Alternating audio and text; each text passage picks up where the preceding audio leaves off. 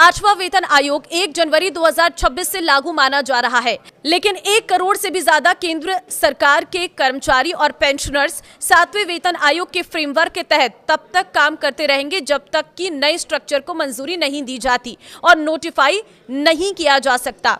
ऐसे में सैलरी में बढ़ोतरी, पेंशन रिवीजन, अलाउंस और फिटमेंट फैक्टर को लेकर लोगों की उम्मीद बढ़ती जा रही है। लेकिन इस बीच एक बहुत बड़ी सूचना इस सिलसिले में सामने आई है, उसी पर चर्चा करेंगे। नमस्कार, मैं हूं आपके साथ ममता तिवारी, आप देख रहे हैं न्यूज़ 18 का डिजिटल प्लेटफॉर्म। केंद्र सरकार ने राज्यसभा में एक लिखित जवाब के जरिए 8वें केंद्रीय वेतन आयोग सीपीसी की स्थिति, उसके दायरे और समय सीमा के बारे में अहम जानकारी दी है। इस अपडेट से लाखों केंद्रीय सरकारी कर्मचारियों और पेंशनर्स को बड़ी राहत मिली है, जो अपनी सैलरी, भत्ते और पेंशन में बढ़ोतरी का बेसब्री से इंतजार कर रहे हैं।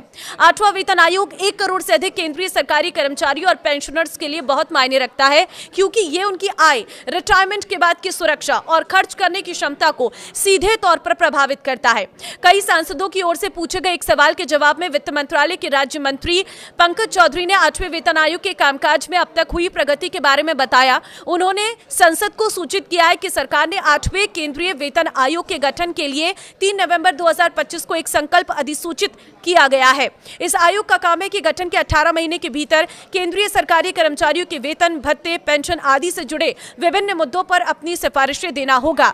मंत्री के जवाब में यह भी बताया गया है कि वेतन आयोग किन किन मुख्य क्षेत्रों की समीक्षा कर रहा है।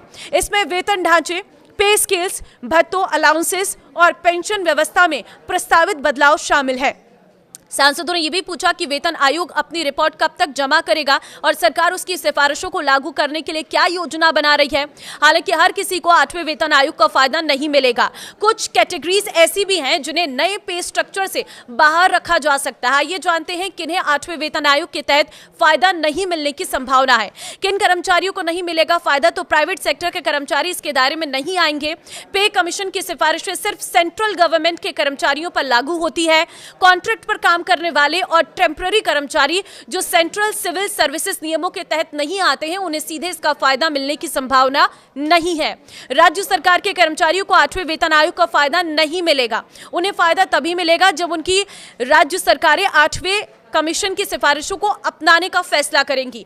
पब्लिक सेक्टर अंडरटेकिंग्स पीएसयूज के कर्मचारी 8वें वेतन आयोग के दायरे में नहीं आएंगे। इन संगठनों का अपना एक अलग पे स्ट्रक्चर होता है और जब तक संबंधित पीएसयू सेंट्रल पे कमीशन की सिफारिशों को लागू नहीं करता, कर्मचारियों को सीधे फायदा नहीं होगा।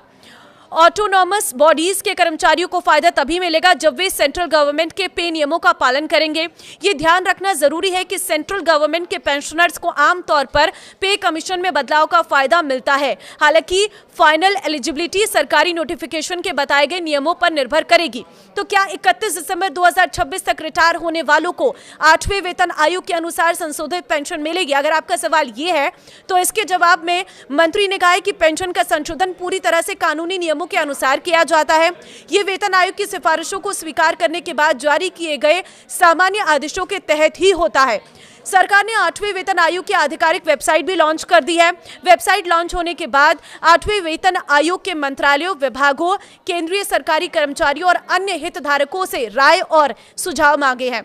8वें वेतन आयोग ने बताया है कि प्रश्नावली के जवाब जमा करने की आखिरी तारीख सोमवार 16 मार्च 2026 है। फिलहाल केंद्र सरकार ने 8वें वेतन आयोग के गठन को लेकर कोई नोटिफिकेशन नहीं जारी किया है। फिलहाल जो भी चर्चाएं हैं वो एक्सपर्ट के अनुमान और सोर्स पर बेस्ड हैं। सरकार ने साफ कहा है कि फिलहाल 7वें वेतन आयोग के नियमानुसार भत्ते और वेतन दिए जा रहे हैं। अब आप क्या कहेंगे इस पर मुझे कमेंट में अपनी राय जरूर दें। नमस्कार।